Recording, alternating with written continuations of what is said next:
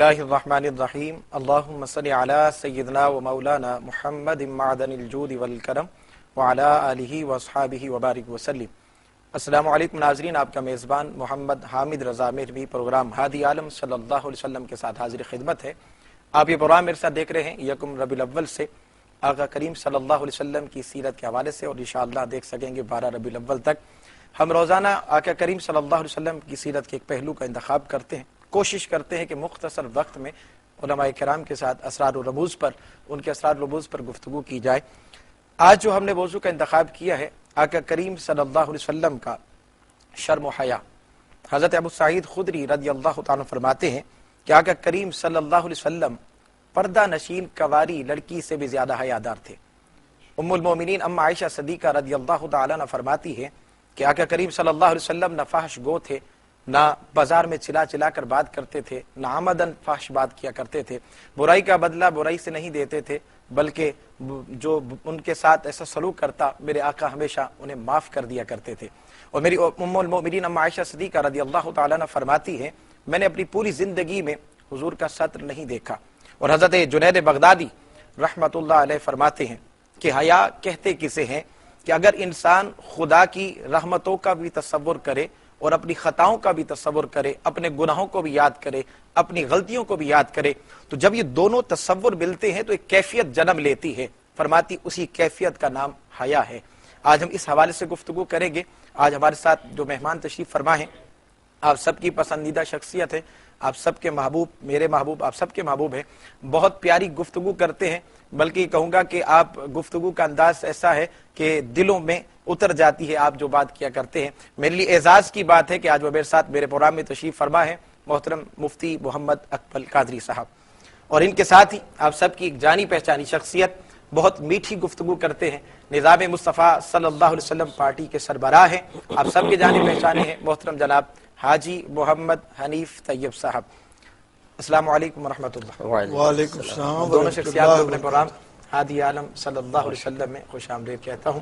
آج چونکہ موضوع کا ہم نے انتخاب کیا ہے شرم و حیا، پہلا سوال صاحب آپ سے کہ شرم و حیا کا مطلب اور مفہوم کیا ہے اور اس کی اقسام کتنی ہیں، اس کی وضاحت فرمائیں۔ اعوذ باللہ من الشیطان الرجیم، بسم اللہ الرحمن الرحیم۔ دیکھیں مختصر اور آسان الفاظ میں شرم یا حیا، اردو میں شرم کہتے ہیں، عربی میں اس کو حیا کا نام دیا جاتا ہے۔ یہ ایک ایسا وصف ہے کہ جو انسان کو ہر ایسے کام کے کرنے سے روکتا ہے جو اللہ تبارک و تعالیٰ اور اس کے رسول کریم صلی اللہ علیہ وسلم اور عام لوگوں کی نگاہوں میں معیوب اور معتوب ہو۔ جب یہ وصف انسان کے اندر پیدا ہوتا ہے تو وہ ہر قسم کی بری چیزوں سے محفوظ ہو جاتا ہے۔ اس کی دو اقسام بنیادی طور پہ ہیں۔ ایک حیا ہوتی ہے جبلی اور فطری اعتبار سے، جس میں انسان کی کوشش اور کسب کا کوئی دخل نہیں ہوتا، بلکہ اللہ تبارک و تعالیٰ نے ہر ایک کے اندر پیدائشی طور پہ اس کو ودیت فرمایا ہے۔ جیسے آپ نے دیکھا ہوگا چھوٹے بچے تھوڑا سا بڑے ہوتے ہیں تو ان کو کپڑے، سب کے سامنے کپڑے بدلتے ہوئے شرم آتی ہے، اور دوسرے بچے بھی چھیڑتے ہیں تو پھر وہ کہتے ہیں کہ نہیں ہم ادھر نہیں بدلیں گے۔ تو یہ جو ایک حیا شرم ہے، یا کسی کے سامنے ستر کھولنے کے سلسلے میں ایک حیا شرم ہے، چاہے اس کو شرعی قوانین کا علم ہو یا نہ ہو۔ اور اسی طرح کچھ ایسی باتیں ہوتی ہیں کہ انسان فطری اعتبار سے چاہے تعلیم شرع اس کے پاس ہو یا نہ ہو، وہ کسی کے سامنے کرنے سے گریز کرتا ہے، ایک باطنی ریزسٹنس ہوتی ہے جو اس کو روکتی ہے۔ یہی حیا جبلی اور فطری ہے۔ دوسری کسبی ہوتی ہے۔ کسبی حیا وہ ہوتی ہے کہ جو انسان کو ہر ایسے امر سے روکتی ہے جو اللہ تعالیٰ کی بارگاہ میں، اس کے رسول کی بارگاہ میں نافرمانی میں شمار ہوتا ہے، یا عام لوگوں کے سامنے کرنے میں ایک گروپ ایسا ہے جو کوئی شرم حیا محسوس نہیں کرتا، جیسے کھڑے ہو کر کھانا یا روڈ پر پیشاب کرنا۔ لیکن جب یہ حیا کسبی انسان کے اندر موجود ہوتی ہے تو پھر وہ کسب اور قدرت و اختیار کے ساتھ چونکہ ہوتی ہے، اور اس کو انسان تعلیم شرع کی روشنی میں ہی حاصل کر سکتا ہے، تو پھر وہ انسان جو حیا کسبی کا حامل ہوتا ہے وہ پھر اس قسم کے نافرمانی والے امور سے بچ جاتا ہے۔ تو جن میں دونوں قسم کی حیا موجود ہوں وہ کامل و اکمل ہوتے ہیں۔ جن میں دونوں قسم کی حیا ختم ہو جائیں تو ان میں اور جانوروں میں کوئی فرق نہیں رہتا ہے۔ جن میں ایک قسم کی ہوتی ہے، یعنی حیا طبعی یا فطری ہو، حیا کسبی نہ ہو، وہ اعلانیہ طور پہ گناہ کرتے نظر آتے ہیں، ان کو فاسق مولن کہا جاتا ہے۔ سب قرآن اور حدیث کی روشنی میں شرم و حیا کی فضیلت کیا ہے اور اہمیت کیا ہے؟ بسم اللہ الرحمن الرحیم۔ الصلاۃ والسلام علیک یا سیدی یا رسول اللہ وسلم علیک یا سیدی یا حبیب اللہ۔ میں آپ کی توسط سے پہلے تو سب کو عید میلاد النبی صلی اللہ علیہ وسلم کے اس مقدس مہینے کی مبارکباد پیش کرتا ہوں، اور کیو ٹیلی ویژن کو بھی اس مہینے میں اچھے پروگرام پیش کرنے اور لوگوں کی اصلاح کے لیے کاوشیں کرنے پر مبارکباد پیش کرتا ہوں۔ لیکن قرآن اور حدیث میں جو کچھ پڑھایا گیا، جو کچھ بتایا گیا، جو کچھ سمجھایا گیا، وہ ہمارا ایمان ہے۔ بے شک ایمان کے ایک بڑا حصہ حیا ہے۔ جو حیا سے واقف نہیں ہے وہ ایمان کی لذت سے آشنا نہیں ہے۔ بالکل ٹھیک۔ اس لیے کہ نبی کریم صلی اللہ علیہ وسلم نے یہ ارشاد فرمایا کہ حیا میں سراسر بھلائی ہی بھلائی ہے۔ واہ سبحان اللہ۔ اس بات پر انسان اگر غور کرے تو اس کو سمجھ میں آ جائے گا کہ اس کی دنیاوی اور اگلے جہان کی بھلائی کا دار و مدار اس پہ ہے کہ دنیا میں وہ کتنا حیادار ہے۔ بے شک حیا جو ہے وہ انسان کو دوسروں سے ممتاز کر دیتی ہے۔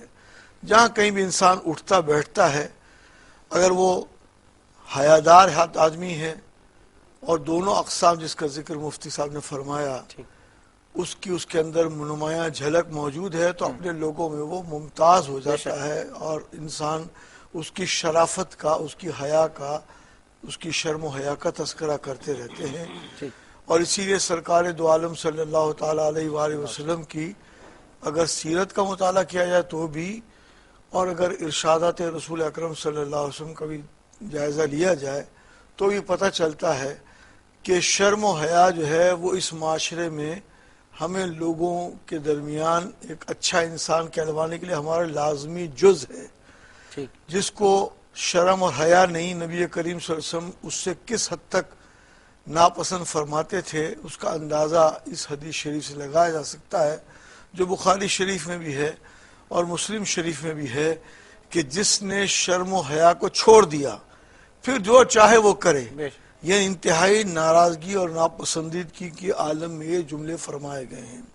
تو آج ربیع الاول کے اس مقدس مہینے میں ہمیں سوچنا صرف یہی ہے کہ آیا ہم اس مہینے میں اپنی پچھلی کوئی بے حیائی اگر ہمارے اندر کسی صحبت کی وجہ سے، کسی کمپنی کی وجہ سے اٹھتے بیٹھتے پیدا ہو گئی ہے، تو اس کو ختم کرنے کے لیے عہد کریں کہ جب نبی کریم صلی اللہ علیہ وسلم اس قدر حیادار تھے، جس میں آپ نے سیدنا ابو سعید خدری رضی اللہ تعالیٰ کے حدیث شریف کا حوالہ دیا کہ کنواری لڑکی جو پردہ نشین ہو اس کی اس سے بھی زیادہ حیا سرکار دو عالم صلی اللہ علیہ وسلم فرماتے تھے۔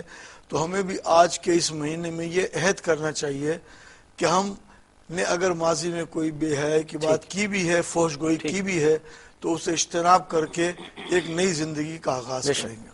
نبی کریم صلی اللہ علیہ وسلم کے کردار اور عمل سے، نبوت سے پہلے یا نبوت کا بعد کا جو ہم حصہ دیکھتے ہیں، ہمیں شرم و حیا کے حوالے سے کیا درس ملتا ہے اس سے؟ جی ہاں، دیکھیں یہ نبی کریم صلی اللہ علیہ وسلم کا بہت بڑا کمال ہے کہ عام لوگوں کے کوئی نہ کوئی استاد ہوتے ہیں، مربی ہوتے ہیں، تربیت کرنے والے ہوتے ہیں، لیکن نبی کریم صلی اللہ علیہ وسلم کے اخلاق حمیدہ کی تربیت خود اللہ تبارک و تعالیٰ نے براہ راست فرمائی تھی۔ لہذا اعلان نبوت سے قبل بھی کبھی ایسا نہیں ہوا کہ نبی کریم صلی اللہ علیہ وسلم نے عام بچوں کی مثل ستر کھول کے کسی کے سامنے آنے کی جسارت فرمائی ہو۔ اسی طریقے سے جس سے میں نے عرض کیا کہ ایک حیائے کسبی ہوتی ہے جو اللہ تبارک و تعالیٰ کی بارگاہ کے ناپسندیدہ کاموں اور نافرمانی سے روکتی ہے۔ اعلان نبوت سے قبل ابھی احکام شرعیہ کا نزول شروع نہیں ہوا، لیکن نبی کریم صلی اللہ علیہ وسلم کے اندر وہ تمام اخلاق حمیدہ آپ دیکھیں گے کہ جن کا ترک اخلاق رذیلہ کہلاتا ہے اور اللہ تعالیٰ کی بارگاہ میں معتوب ہے۔ نہ بت پرستی کی کبھی قریب گئے، نہ کوئی فحش کلامی کسی نے پہلے سنی۔ اس طرح تجارت کرتے ہوئے نبی کریم صلی اللہ علیہ وسلم کی دیانت داری بھی حیا کا ہی ایک نتیجہ تھا کہ جب انسان حیا کرتا ہے تو پھر وہ کسب کرنے میں، ہر قسم کے معاملات میں اللہ تبارک و تعالیٰ کی رضا کو اپنے پیش نظر رکھتا ہے۔ اس کے بعد اعلان نبوت کے بعد تو پھر تمام اخلاق حمیدہ کی، تمام اوصاف حمیدہ کی تکمیل ہو چکی تھی۔ اعلان نبوت فرمایا، اس کے بعد جیسے کہ ایک تو حدیث آپ نے بیان فرمائی، خود سیدہ عائشہ صدیقہ رضی اللہ تعالیٰ عنہ نے اس کی گواہی دی۔ دوسری ایک اور حدیث ہے کہ سیدہ عائشہ صدیقہ رضی اللہ تعالیٰ عنہ کہتی ہیں کہ نبی کریم صلی اللہ علیہ وسلم نے کبھی بھی عورتوں کو اپنے سامنے بٹھا کر یا عورت کے ہاتھ میں ہاتھ لے کر بیعت نہیں فرمائی، آپ ہمیشہ پردے میں رہ کر بیعت فرمایا کرتے تھے۔ اس طرح صحابہ کرام علیہم رضوان کہتے ہیں، ابو داؤد کی روایت ہے کہ نبی کریم صلی اللہ علیہ وسلم جب کبھی راستے سے تشریف لے جاتے تو نگاہیں جھکا کر جاتے تھے، اور بعض اوقات اتنی نگاہیں جھکی ہوتی تھیں کہ آپ کو اطراف کی جھاڑیوں کا بھی احساس نہ ہوتا تھا، تو وہ جھاڑیاں فرط محبت میں آپ کے دامن سے لپٹ جایا کرتی تھی۔ اور اسی طرح نبی کریم صلی اللہ علیہ وسلم نے پھر عورتوں کو بھی ایک دفعہ دیکھا کہ راستے کے درمیان میں چل رہی ہیں، تو آپ نے تلقین فرمائی کہ تم ذرا راستے کے کنارے کو اختیار کرو۔ تو یوں نبی کریم صلی اللہ علیہ وسلم کی اگر پوری حیات طیبہ دیکھ لیں، اچھا پھر جب گفتگو فرماتے تھے سرکار حتی الامکان، ہم نے دیکھا جو حدیثوں کا نچوڑ ہے کہ آپ چہرے پہ نگاہ جما کر گفتگو نہیں کرتے تھے، حتی الامکان آپ کی نگاہ جھکی ہوئی ہوتی تھی۔ جب آپ مسائل بیان کرتے تھے، ایسا ہوا ہے ضرور کہ ہر قسم کے مسئلے آپ سے معلوم کیے گئے، لیکن جب آپ جواب دیتے تھے تو اس میں صراحت کے بجائے ایسا کنایا استعمال فرماتے تھے کہ بات سائل تک پہنچ بھی جاتی تھی اور اس کو کسی بھی جہت سے آپ بات کو قابل گرفت قرار نہیں دے سکتے۔ مثلا ایک عورت نے آ کے عرض کی، میرے شوہر نے 3 طلاقیں دے دی ہیں، میں پہلے شوہر کے پاس واپس جانا چاہتی ہوں۔ نبی کریم صلی اللہ علیہ وسلم نے اور دوسرے شوہر نے ابھی مجھے چھوا نہیں ہے، نبی کریم صلی اللہ علیہ وسلم نے ارشاد فرمایا کہ تم پہلے شوہر کے پاس نہیں جا سکتی جب تک کہ وہ تمہارا اور تم اس کا کچھ شہد نہ چکھ لو۔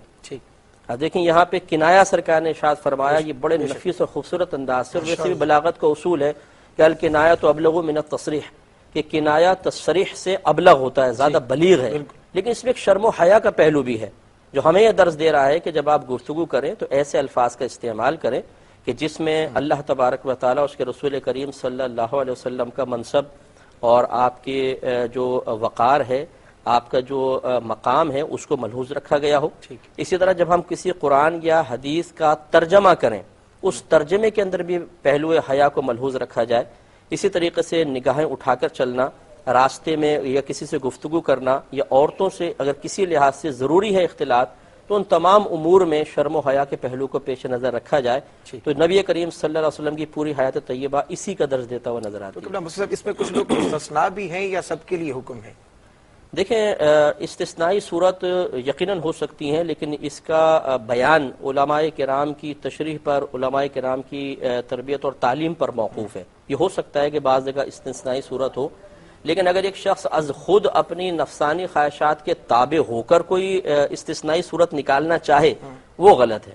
جیسے بہت معذرت کے ساتھ کہ بعض ایسے حضرات ہیں کہ جو مطلب باقاعدہ بیعت کرتے ہیں اور خواتین سامنے بیٹھی ہوتی ہیں، یا وہ ہاتھ بھی چومتی ہیں یا پاؤں دبا رہی ہوتی ہیں پیر صاحب کے، وہ سمجھتے ہیں اور وہ یہ کہتے ہیں برملا کہ یہ ٹھیک ہے جی عقیدت میں کر رہے ہیں، میں تو ایک ان کا معظم دینی ہوں، اور وہ اس شرم و حیا کے تمام مفہومات کو اپنے ایک جہت سے ان کی تشریحات متعین کر کے جو نبی کریم صلی اللہ علیہ وسلم کے حقیقی پیغام ہے اس سے مستثنا اپنے آپ کو قرار دیتے ہیں، تو یہ بالکل درست چیز نہیں ہے، اس میں احتیاط کرنی چاہیے۔ مختصر سے وقفہ ہے، اس کے بعد گفتگو جاری رکھتے ہیں۔ ناظرین وقت ہوا ایک مختصر سے وقفے کا، آپ اپنی زبانوں کو درود و سلام سے تر رکھیے۔ ملتے ہیں مختصر سے وقفے کے بعد، اس یقین کے ساتھ کہ آپ ہمارے ساتھ رہیں گے۔ ناظرین خوش آمدید، آپ دیکھ رہے ہیں پروگرام ہادی عالم صلی اللہ علیہ وسلم اپنے میزبان محمد حامد رضا مہروی کے ساتھ۔ ہمارے ساتھ تشریف فرما ہے مفتی محمد اکمل قادری صاحب اور ان کے ساتھ حاجی محمد حنیف طیب صاحب۔ بات کر رہے ہیں آقا کریم صلی اللہ علیہ وسلم کے شرم و حیا کے حوالے سے۔ حاجی صاحب، ہم دیکھتے ہیں امہات المؤمنین ہماری مسلمان ماؤں بہنوں کے لیے آئیڈیل ہیں، بالخصوص اما سیدہ فاطمہ زہرا رضی اللہ تعالی عنہ۔ ان کی زندگیوں سے کیا ملتا ہے، ہمیں درس ملتا ہے، کیا سبق ملتا ہے شرم و حیا کے حوالے سے؟ بہت اچھا سوال ہے۔ مفتی صاحب جو گفتگو کر رہے اس میں صرف اعلیٰ حضرت امام احمد رضا کا ایک شعر مجھے یاد آیا کہ نیچی آنکھوں کی شرم و حیا پر درود، اونچی بینی کی رفعت پہ لاکھوں سلام۔ ہر لحاظ سے سرکار دو عالم صلی اللہ علیہ وسلم کی سیرت کو کا ایک نہ ایک پہلو ہر شعر میں بیان کرنے کی اس ممتاز اور مشہور سلام میں تذکرہ ہوا ہے۔ سرکار دو عالم صلی اللہ علیہ وسلم کی تمام ازواج مطہرات ہماری مائیں ہیں، اور سیدہ طاہرہ زاہدہ عابدہ خاتون جنت سیدہ فاطمہ زہرا رضی اللہ تعالی عنہا ہم سب کے لیے، ہماری تمام بہنوں کے لیے آئیڈیل ہیں۔ آپ خالی ان کے انتقال کے حوالے سے ان کی جو ایک نصیحت تھی اس پر اگر ہماری خاص طور پر بہنیں غور کریں اور وہ ہمارے بھائی غور کریں جو اپنے تئیں بغیر دین کو سمجھے پردے کی اہمیت سے انکار کرتے رہتے ہیں کہ انہوں نے اپنے جنازے کو بھی رات کو لے جانے کے لیے ذکر کیا. ویسے جنازہ پردے میں ہی ہوتا ہے، لیکن اس کے باوجود بھی رات کے وقت نکالنے کے لیے جو انہوں نے تلقین فرمائی، اس سے اندازہ ہو سکتا ہے کہ کتنی اہمیت اسلام نے دی ہے. دراصل بات یہ ہے کہ پردے حیا کا ایک پہلو پردہ ہے، باقی کچھ پہلو وہ بھی ہیں جس کا حضرت نے ذکر کیا کہ اگر نبی کریم صلی اللہ علیہ وسلم کو لوگ دشمن ہو کر، قاتل ہو کر، ظالم ہو کر، کافر اور مشرک ہو کر امین اور صادق مانتے تھے تو یہ بھی یقیناً اس کے برعکس اگر معاملہ ہو تو بے حیائی کا پہلو ہو جاتا ہے. حیا کا یہ پہلو ہے، لیکن اس میں ایک بڑا پہلو جو ہے وہ اصل میں آنکھ کا ہے. آنکھ جب بہک جاتی ہے نا، اور ایک آنکھ ہی نہ بہکے بلکہ دونوں آنکھیں بہک جائیں تو پھر سارے پردے بھی ختم ہو جاتے ہیں، سارا ادب احترام، ساری معاشرتی روایات، سارے ماں باپ کی تعلیمات کا اثر سب ختم ہو جاتا ہے. ایک کالر کو شامل کرتے ہیں. کالر شامل کریں پھر میں بات. السلام علیکم. وعلیکم السلام. جی بھائی، کون اور کہاں سے بات کر رہے ہیں؟ میں انڈیا سے محمد ابراہیم بات کر رہا ہوں. جی بھائی، کیا کہنا چاہیں گے؟ ہاں، شرم حیا کے بارے میں پروگرام آپ کا دیکھا، بڑی خوشی ہوئی، بہت شکریہ. اور آپ کو مبارکباد ماہ ربیع الاول کی، خیر مبارک آپ کو بھی. اور آپ سب حضرات کو دیکھ کر بڑی خوشی ہوتی ہے. اللہ تعالیٰ سے دعا ہے کہ آپ سب کو اس کا اجر عظیم عطا فرمائے، اور ہم سب لوگوں کے لیے آپ دعا فرمائیں. جی، اور شرم حیا کا پروگرام بہت اچھا بہتر چل رہا ہے. آپ کو سوال کرنا چاہیں گے اس حوالے سے؟ جی کوئی سوال کرنا چاہیں گے شرم و حیا کے حوالے سے؟ جی ہاں، اس کے متعلق جو بھی ہو ہمارے لیے آپ کوئی بہتر سے بہتر اس کے لیے آپ ہمیں. ٹھیک ہے، بالکل میسیج دیتے ہیں آپ کو. بہت شکریہ. سب بات یہ بھائی صاحب فرما رہے تھے پردہ کے حوالے سے. کیا پردہ جو ہے شرم و حیا کے حوالے سے کوئی کردار ادا کرتا ہے؟ جی ہاں بالکل. مذہب اسلام نے جب پردے کو عورت کے لیے واجب قرار دیا تو یقینی سی بات ہے کہ شرم و حیا کا پہلو ہی پیش نظر ہے. کیونکہ بعض لوگ کہتے ہیں جی صرف آنکھ کا پردہ ہوتا ہے، جی بعض کہتے ہیں دل کا پردہ ہوتا ہے، ظاہر کا کیا ہے، یہ ظاہر تو ضروری ہے. جی ہاں، تو یہ غلط ہے. اگر تو صرف آنکھ کا پردہ ہوتا یا صرف دل کا ہی پردہ ہوتا تو یہ حکمت پھر شریعت کے نزدیک کیوں نہیں ملحوظ رہی، جب انہوں نے اس کے باوجود ظاہر کو ڈھکنے کا حکم دیا ہے. جیسے علی صاحب نے ارشاد فرمایا کہ صحیح بات یہ کہ پہلے آنکھ بہکتی ہے، آنکھ بہکتی ہے تو پھر قلب میں خلل پیدا ہوتا ہے، اور اس کے بعد پھر ستر کے بہکنے کی باری آتی ہے. شریعت نے ابتدا سے ہی عورت کو پردے کا حکم دے کر آنکھ کے بہکنے کے دروازے کو بند کر دیا. ماشاءاللہ، تو پھر قلب بھی نہیں بہکے گا، اور جب قلب نہیں بہکے گا تو ستر کی حفاظت کا بھی اہتمام رہے گا. یہ خود آپ ہمارے جو بہنیں ہیں یا وہ بھائی جو اپنی ازواج کو پردہ نہ کروانے کی سختی کے ساتھ تلقین کرتے ہیں، وہ دیانت دارانہ طور پہ معاشرے پہ ایک نگاہ ڈال کے دیکھ لیں کہ کیا ایک با پردہ عورت کی وجہ سے لوگ زیادہ فتنے میں مبتلا ہوتے ہیں یا ایک بے پردہ عورت کی وجہ سے. بگاڑ اور فتنہ پردے کی وجہ سے پیدا ہوتا ہے یا بے پردگی کی وجہ سے، تو خود بخود اس میں حکمت شریعت سمجھ میں آ جائے گی. شرم و حیا کے حوالے سے جیسے ابھی بھائی نے کال بھی کی ہے انڈیا سے کہ وہ میسیج دیا جائے، کوئی پیغام دیا جائے. آقا کریم صلی اللہ علیہ وسلم کی زندگی میں کوئی ایسی بہترین مثال ہو جس سے ناظرین کو ایک سبق حاصل ہو شرم و حیا کے حوالے سے؟ بہت اچھا. انڈیا سے کال کرنے والے کا میں شکریہ ادا کرتا ہوں. دیکھیں، سرکار دو عالم صلی اللہ علیہ وسلم ایک مرتبہ ذرا نسبتاً آرام سے استراحت فرما تھے. سیدنا ابوبکر صدیق رضی اللہ تعالیٰ حاضر ہوئے. حضور اسی حالت میں قیام فرما رہے اور ملاقات کرتے رہے. تھوڑی دیر بعد سیدنا فاروق اعظم رضی اللہ تعالیٰ بھی حاضر خدمت ہوئے، اسی طرح سے بیٹھے رہے. پھر تھوڑی دیر بعد یہ اطلاع ملی کہ اب سیدنا عثمان غنی رضی اللہ تعالیٰ آ رہے ہیں. تو سرکار دو عالم صلی اللہ علیہ وسلم نے اپنی پنڈلی مبارک کو اور زیادہ اچھی طرح سے ڈھک دیا جو تھوڑی سی کھلی ہوئی تھی. اور اس کے بعد جب پوچھا گیا کہ یہ کیا معاملہ تھا، اس سے پہلے بھی تو دو صحابہ آئے تھے، تو بولا میں اس سے حیا کیوں نہ کروں جس سے فرشتے حیا کرتے ہیں. دراصل ہمارا میسج یہ ہے کہ پاکستان ہو یا انڈیا کے ہمارے ادارے ہوں یا بنگلہ دیش کے ادارے ہوں، اگر اس حیا کے شعبے کو پرائمری، سیکنڈری، کالج اور یونیورسٹی ایجوکیشن میں اسٹیج وائز अला क़द्र उक़ूलिहिम का हिसाब के हिसाब से अगर हम पढ़ाते रहें ना लोगों को, तो फिर लोगों को ये समझ में आ जाएगा कि इस हया के फ़ायदे क्या है, फ़ायदे क्या हैं। इसकी एक मिसाल एक हदीस शरीफ से इससे अंदाज़ा हो सकता है कि जितना ही कोई इंसान हयादार होगा इतना ही गुनाहों से बच सकेगा। वाह वाह। मैं जब भी किसी गांव देहात में तकरीर के लिए जाता हूँ, आप भी जाते हैं, मुफ्ती साहब भी तशरीफ ले जाते हैं, तो शहरी ज़िंदगी और गांव की ज़िंदगी में एक फ़र्क है। वहाँ लोगों ने अपनी रवादारी को, रिवायात को, अक़दार को, माशरती अक़दार को, मशरक़ी अक़दार को, इस्लामी अक़दार को फॉलो किया हुआ है। ऐसा भी होता है कि 1.5 दिन 2 दिन भी हम अगर वहाँ क़याम करें, जलसे के लिए जाएं तो किसी एक खातून को भी हम बेपर्दा नहीं देखते। वहाँ इसीलिए क्राइम रेट बहुत कम है। जितना ये आप उसको बेहयाई की तरफ ले जाएंगे, फौज गोई की तरफ ले जाएंगे, इतना ही क्राइम रेट बनेगा, बढ़ेगा। पूरी दुनिया इस वक्त क्राइम रेट के बढ़ने से इस वक्त इंतहाई परेशान है। इस परेशानी का इजाला ये है कि starting from the very primary level up to secondary and then higher secondary and then university education, her level पर अगर इस हया की इस्लामी तालीमात को पढ़ाया जाएगा तो हमारा घर भी पुरसुकून होगा, हमारा मोहल्ला भी पुरसुकून होगा, हमारा शहर भी पुरसुकून होगा। और इसीलिए इस हालत को इकबाल ने बहुत पहले पहचान लिया और इसीलिए अल्लामा इकबाल ने दर्द और तकलीफ के साथ कहा कि हया नहीं है ज़माने की आंख में बाकी, खुदा करे कि जवानी तेरी रहे बेदाग। वाह वाह वाह। सब जिस तरह अभी हया के हवाले से हाजी साहब ने फरमाया है, तो फजीलत है, अहमियत भी है, ज़रूरत भी है।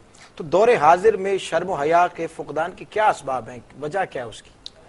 देखिए, आप ज़रा हिकमत इलाहिया पर निगाह दौड़ाएं। नबी करीम सल्लल्लाहु अलैहि वसल्लम ने, और बल्कि अक्सर अंबिया अलैहिस्सलाम के साथ ऐसे मामला हुआ कि 40वें साल में, उम्र के 40वें साल में ऐलान नबूवत फरमाया। 40 साल तक क्या करते रहे? 40 साल तक मुकम्मल तौर पर एक रोल मॉडल के तौर पर अपने आप को मुआशरे के सामने पेश करके अपने किरदार की अजमत को मनवाया गया है। फिर इसके बाद जब ज़बान से अल्फाज निकले हैं तो वही कुफार कि जो मतलब जिनको सरकार तबलीग फरमा रहे हैं, वो पहले आपको यही कहते हैं कि आप सादिक भी हैं, अमीन भी हैं। अगर आप ये कहें कि इस पहाड़ के पीछे लश्कर जर्रार है तो बिल्कुल हम यकीन करेंगे। ये उस 40 साला एक किरदार जो सरकार ने एक बेहतरीन किरदार उनके सामने पेश फरमाया था, ये उसका नतीजा था। मसला ये है कि हमारे यहाँ बाज़ औक़ात तालीम तो होती है, लेकिन जब हमारे बच्चे, हमारी नस्लें उस तालीम के मुताबिक इस मुआशरे में एक रोल मॉडल को तलाश करने की कोशिश करते हैं तो सिवाय अल्फाज के शख्सियत कोई भी नजर नहीं आती। तो फिर इस मुआशरे में इनकलाब कैसे पैदा होगा और ये तब्दीली कैसे आएगी? इसलिए ज़रूरी है कि हम अगर इसको इस मुआशरे में थोड़ा चेंज लाना चाहते हैं, जैसे हज़रत ने इरशाद फरमाया, तो फिर उसके लिए लाजिम सी बात है कि हम शर्म व हया के दोनों जो अक़साम या दोनों पहलू हैं, जिबिल्ली फितरी हो या कसबी हो, उसके पहले खुद आमिल बने। चले सब नहीं बनते तो कुछ तो हो, जैसे वालिदैन वगैरह हैं, टीचर्स हजरात हैं, आइम्मा हजरात हैं। मैं नहीं कह रहा हूँ कि मादल्ला सारे कोई हया से खाली हैं, लेकिन हमें पहले अपना एक अच्छी तरीके से फिक्री नजरी एतबार से, ख्यालात के एतबार से, अमल के एतबार से, ज़ाहिर व बातिन के एतबार से मुहासबा करना चाहिए। जो हया के मामले में कमी महसूस करें उसकी तकमील के लिए कोशिश करनी चाहिए। और फिर जब हम साथ साथ लोगों को तलकीन करेंगे तो हमारे ज़बान में इंशाअल्लाह वो तासीर होगी कि सामने वाला फौरन शर्म व हया को कबूल करने में जल्दी। कॉलर को शामिल करूं बात यहीं से गुफ्तगू जारी रखें। अस्सलाम वालेकुम। वालेकुम अस्सलाम। जी भाई, कौन और कहां से बात कर रहे हैं? हजरत जाहिद हुसैन बोल रहा हूँ सियालकोट से। जी भाई, सबसे पहले तो उलमा कराम कहूँगा अस्सलाम वालेकुम और इनका शुक्रिया अदा करूंगा इतनी अच्छी और इतनी अच्छी बातें हमें बताने के लिए, जो कि बहुत कुछ सीखने मिल रहा। और मुफ्ती अकमल साहब की बातें मैं अभी सुन रहा था कि एक टीचर किस तरह अपने बच्चों को अच्छी तरबियत दे सकते हैं। मुफ्ती साहब ने यही कहा, आप सल्लल्लाहु अलैहि वसल्लम की शान में बहुत सी ऐसी बातें हैं। उसी हवाले से मैं एक जुमला, मुफ्ती साहब अक्सर ये होता है कि जब हम अपने बच्चों को स्कूल या मदरसे में भेजते हैं, बच्चा आता पहले जब आता है ना स्कूल से, मैं टीचर की तरह ये करना है, मेरे टीचर ने आज ये पहना हुआ था या ये करना था। कहने का ये मकसद है हम अपने माशरे में अपने बच्चों को हम दे क्या रहे हैं। अक्सर हम जब हम स्कूल, हम सियालकोट में अक्सर जब बच्चों को स्कूल छोड़ने के लिए जाते हैं, उधर जो स्टाइल बच्चों उधर अपने टीचरों से सीखते हैं, नहीं जी पापा जी हम यही चीज हम करेंगे, जो उनको कब शकाफ, टीचर तो शकाफ लेती नहीं है, पापा आप कहने दो आप शकाफ लें। کہنے کا یہ مقصد ہے کہ ہم جب تک خود وہی میں آپ کو ایک ایسا نظام تعلیم جب تک ہم نہیں لائیں گے کہ ہم اپنے بچوں کو کیا ملے گا. ٹھیک ہے بھائی، اس پہ بات کرتے ہیں. بہت شکریہ کال کرنے کا. جس طرح ابھی آپ فرما رہے تھے کہ شرم و حیا کے حوالے سے اگر ہم دیکھتے ہیں اس کی عادت، جیسے ابھی بھائی نے بھی کال کی ہے، اس میں کس کا قصور مانا جائے گا؟ اساتذہ کا قصور ہے، والدین کا ہے، یا اداروں کا ہے؟ تو ان کو عادی کیسے بنایا جائے؟ بچپن سے ہی بچوں میں یہ عادت کیسے ڈالی جائے شرم و حیا؟ روٹ لیول سے ہی کام ہوگا. جیسے حاجی صاحب نے ارشاد فرمایا کہ اسٹینڈرڈ وائز ہم چلیں گے تو پھر کام ہو سکتا ہے. سب سے پہلے تو بچے کی پہلی تربیت گاہ اور سب سے مؤثر ترین تربیت گاہ یا جو اس کا ایک محفل اور بیٹھک اور صحبت ہوتی ہے وہ ماں کی صحبت ہوتی ہے. بے شک بے شک. اگر ماں شرم و حیا والی ہے تو پھر یقینی سی بات ہے کہ بچے کے اندر بھی وہ وصف پیدا ہوگا. اگر ماں شرم و حیا والی نہیں ہے تو بچہ گھر سے ہی ایک حیا کی کمی لے کر معاشرے میں نکلتا ہے. پھر سیکنڈ جو ہے وہ اس کا اسکول ہے، پھر کالج میں آتا ہے، یونیورسٹی میں آتا ہے. ان تمام کے اندر اگر اس کی ٹیچرز وغیرہ ہیں تو ان کو بھی شرم و حیا کا بالکل پیکر بننا چاہیے. پھر اس کے علاوہ رشتہ دار وغیرہ ہوتے ہیں، ان کے بھی بہت زیادہ ایفیکٹ ہوتے ہیں. تو خلاصہ کلام یہ ہے کہ جس پر جیسے کہ نبی کریم صلی اللہ علیہ وسلم نے ارشاد فرمایا کہ ہر شخص سے اس کی رعایا کے بارے میں سوال کیا جائے گا. بے شک. یہ مسلم بخاری کی روایت ہے. اگر اس حدیث کو پیش نظر رکھ کر شرم و حیا کے سلسلے میں ہر ایک جس کے ماتحت کوئی بھی ہے وہ اپنی ذمہ داری محسوس کرے اور اپنے ظاہر و باطن کو شرم و حیا کے تقاضے کے مطابق مزین کرنے میں کامیاب ہو جائے تو معاشرے میں ایک اچھا انقلاب پیدا ہو سکتا ہے. صحیح. اور دیکھیے انقلاب کی ابتدا عموماً ایک فرد سے ہوتی ہے، ایک سوچ سے ہوتی ہے، پھر اس سے دیگر سوچیں روشن ہوتی چلی جاتی ہیں اور افراد بنتے چلے جاتے ہیں تو معاشرے میں انقلاب پیدا ہوتا ہے. ہماری ایک میجر مسٹیک یہ بھی ہے کہ ہم کہتے ہیں پہلے آپ کریں پھر انشاءاللہ میں کرتا ہوں. یا معاشرے کو دیکھتے ہیں بولتے ہیں یار ہر جگہ افراتفری، ہمارے کرنے سے کیا ہوگا بھائی. یہ سب سے بڑی غلطی ہے. ہر کوئی یہی سوچے گا. بالکل. نبی کریم صلی اللہ علیہ وسلم نے جب تبلیغ دین کا آغاز فرمایا تو کون سا آپ کے ساتھ ہزاروں لوگ تھے. صحیح. لیکن ہمارے نبی کریم صلی اللہ علیہ وسلم نے پریکٹیکل کر کے بتایا کہ آپ اکیلے ہیں، آپ کی سوچ مثبت ہے تو اللہ تعالیٰ کی تائید آپ کے ساتھ ہوگی. آج ایک ہے تو کل 1 لاکھ بھی ہو جائیں گے. تو سب سے پہلے اپنے اندر اگر ہمارے جو سرپرست ہیں، ہم جو بڑے ہیں، اگر ہم اپنے اندر چینج اور تبدیلی لانے کی کوشش کریں گے تو اس کے اچھے اثرات ضرور بچوں میں منتقل ہوں گے. ناظرین، وقت ہوا ایک مختصر سے وقفے کا. اپنی زبانوں کو ہمیشہ کی طرح اب بھی کہہ رہا ہوں درود و سلام سے تر رکھیے. ملتے ہیں مختصر سے وقفے کے بعد اس یقین کے ساتھ کہ آپ ہمارے ساتھ رہیں گے. وہ شمع اجالا جس نے کیا 40 برس تک غاروں میں. ناظرین خوش آمدید. آپ دیکھ رہے ہیں پروگرام ہادی عالم صلی اللہ علیہ وسلم. اپنے میزبان محمد حامد رضا مہروی کے ساتھ ہمارے ساتھ تشریف فرما ہے مفتی محمد اکمل قادری صاحب اور ان کے ساتھ حاجی محمد حنیف طیب صاحب. ہم بات کر رہے ہیں شرم و حیا کے حوالے سے. حاجی صاحب، جس طرح ابھی بھائی نے سوال بھی کیا تھا اور قبلہ مفتی صاحب نے وضاحت بھی کی ہے، جو ہمارا اسکولوں کا سلیبس ہے، کیا آپ اس سے مطمئن ہیں کہ ابتدا سے جو ہم دیکھتے ہیں کہ بچوں میں وہ شرم و حیا یا اس میں تبدیلی کی ضرورت ہے جو ہمارا سلیبس پڑھایا جاتا ہے، یا اس میں والدین کا، اساتذہ کا جو کردار؟ میرے ساتھ دکھ کی بات تو یہی ہے کہ لاکھوں انسانیوں کی قربانیاں دے کر کے یہ ملک اللہ سے ہم نے نظام مصطفیٰ صلی اللہ علیہ وسلم کے نفاذ کے لیے حاصل کیا. ملا بھی یہ 27ویں رمضان شریف کو، لیکن اس کے بعد نظام حکومت سے لے کر کے ایک نصاب تک اسکول، کالج، یونیورسٹی کا کسی کو نظریاتی طور پر بنانے کی ہم نے کوئی کوشش نہیں کی. اگر یہ کوشش کی گئی ہوتی تو مفتی صاحب نے جیسے فرمایا کہ پہلا تربیت کا گہوارہ ماں کی گود ہے. اس کے بعد وہ بچہ اسکول جاتا ہے. جیسے سیالکوٹ کے ساتھی نے کہا کہ اگر وہاں جو پڑھانے والے لوگ ہیں ان سے وہ کچھ سیکھ کر نہیں آتا یا ان کو آئیڈیل شکل میں کچھ نہیں دیکھتا ہے، پرفیکشن تو چلو نہیں ہوگی، کچھ نہ کچھ ان میں سے سیکھنے کی باتیں وہ نہیں دیکھے گا. اور سبب جو اس کے ہاتھ میں کتاب ہے، اس کتاب سے اس کو کچھ نہیں سمجھایا گیا. دیکھیں نا، پہلے بچے کا گہوارہ کیا تھا؟ ماں اس کو ڈال رہی جھولے میں، لا الہ الا اللہ محمد رسول اللہ. اب کیا ہے؟ جیک اینڈ جل went up the hill to fetch a pail of water. Humpty Dumpty sat on a wall. Humpty had a great fall. اس قسم کے باتیں اب سننے میں آ رہی. تو وہ تربیت اسکول کے گھر میں بھی نہیں پوری طرح ہو رہی ہے اور جو اسکول کے جو نصاب ہے اس کے ذریعے بھی پوری طرح سے تربیت نہیں ہو رہی. لوگ گانے سناتی ہیں. میں دوست سے ملنے گیا. اب ظاہر میں انجمن طلبہ اسلام سے وابستگی کے سبب گزشتہ 42-43 سال سے گاؤں دیہات شہروں میں جاتا ہوں. ایک بچہ آ گیا ڈرائنگ روم میں مجھ سے ملنے. میں نے کہا کیا حال ہے بیٹے, خیریت ہے, سلام دعا ہوئی. پھر میں نے کہا کلمہ آتا ہے, تو ہنسنے لگا. نہیں. درود شریف آ رہا ہے؟ نہیں. میں نے کہا کوئی پوئٹری آتی ہے؟ تو پوئٹری سنانی شروع کر دی. میں نے کہا اردو کی کوئی نظم آتی ہے؟ تو ان کا بلی میں نے پالی ہے, سر سے دم تک کالی ہے. میں نے کہا کوئی نعت شریف یاد ہے؟ بولے نعت شریف کوئی یاد نہیں. تو ظاہر ہے گھر کا بھی اور اس کے بعد اسکول کا بھی, کہ دونوں چیزیں اگر مل جائیں تو چینج آنے کے لیے امکانات روشن ہیں. المصطفیٰ ویلفیئر سوسائٹی کے تقریباً سارے ورکر یا گریجویٹ ہیں یا پوسٹ گریجویٹ ہیں. اس مینس کہ اگر آپ نے ان کو کوئی میسج دیا ہے اور اچھائی کی طرف راغب کیا ہے تو وہ آنے کو تو تیار ہیں.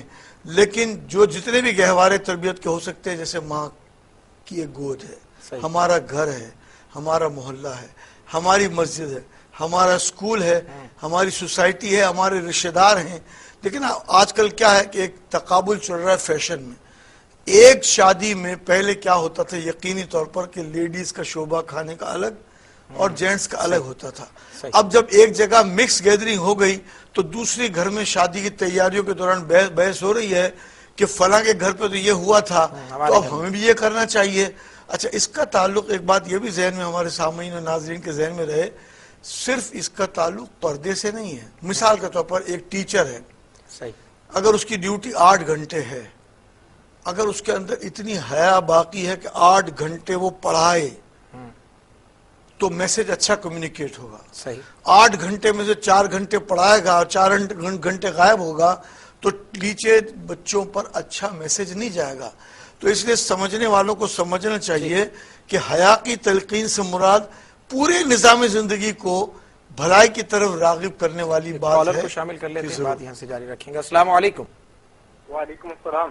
جی بھائی, کون اور کہاں سے بات کر رہے ہیں؟ میں جی محمد راشد بات کر رہا ہوں. تو آپ کو جو میلاد النبی کا مہینہ مبارک ہو. خیر مبارک آپ کو. میرا سوال یہ تھا کہ عموماً جو ہے نا, جب بچیاں جوان ہوتی ہیں تو شادی بیاہ کی تقریبات میں والدین اپنی بچیوں کے رشتے کے سلسلے میں اپنے شادی بیاہ کی تقریبات میں لے جاتی ہیں. صحیح. تو اس میں مطلب ان کو آسانی ہو جاتی ہے کہ لڑکی والے یا لڑکے والے لڑکوں کو لڑکی کو دیکھ لیتے ہیں, جو بھی طریقہ کار ہوتا ہے اس میں. تو ایسا کرنا ان والدین کا کیسا ہے رشتوں کے معاملے میں لے جانا, کیا یہ بے پردگی کے زمرے میں نہیں آتا؟ ٹھیک ہے بھائی, بہت شکریہ کال کرنے کا. آپ کو جواب دیتے ہیں. ایک اور سوال تھا سب کیا کہیں گے اس بارے میں کہ اکثر والدین اپنی بچیوں کو ساتھ لے جاتے ہیں؟ دیکھیں, اگر تو پورشن بالکل سیپریٹ ہیں, ایک طرف عورتیں ہیں ایک طرف مرد ہیں, اور عموماً بچیوں کا انتخاب جو ہے وہ عورتیں ہی کرتی ہیں, اس مسئلے میں وہ مردوں پہ عموماً غالب ہی رہتی ہیں. تو اگر کوئی بچی کو اس نظریے سے لے کر جاتا ہے کہ نامحرم کے سامنے پیش نہیں کیا جائے گا بلکہ عورتوں کے سامنے ان کو رکھیں گی تاکہ رشتے میں آسانی ہو, تو اس کو ایک حکمت پر محمول کیا جائے گا کہ یہ حکیمانہ عمل ہے, اس میں کوئی حرج نہیں ہے.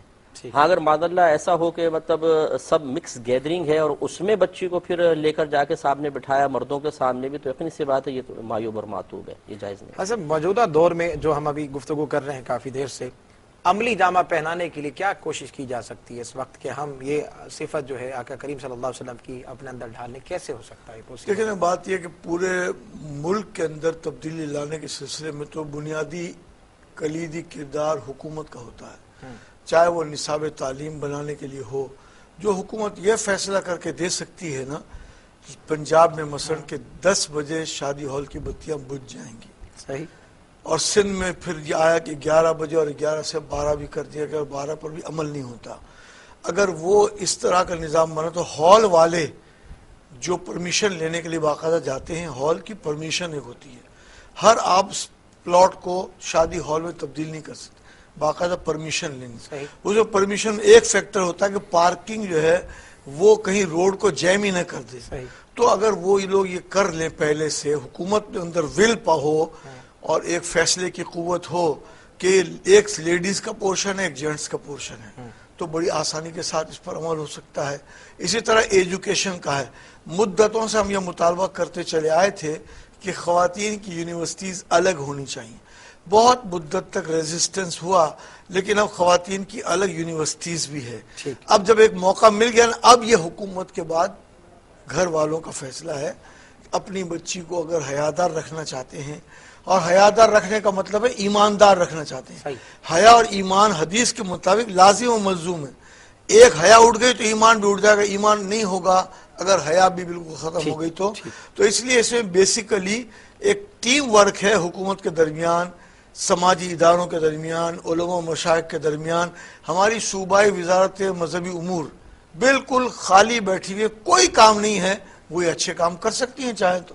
ٹھیک صاحب، آپ کیا کہیں گے، ہم کیسے اس کو عملی جامہ پہنا سکتے ہیں، کیسے کوشش کی جا سکتی ہے؟ دیکھیں، بعض اوقات جب ہم معاشرے پہ اجتماعی طور پہ نظر ڈالنے کے بعد تبدیلی کے نکات تلاش کرنے کی کوشش کرتے ہیں تو فوراً مایوسی غالب ہو جاتی ہے. صحیح.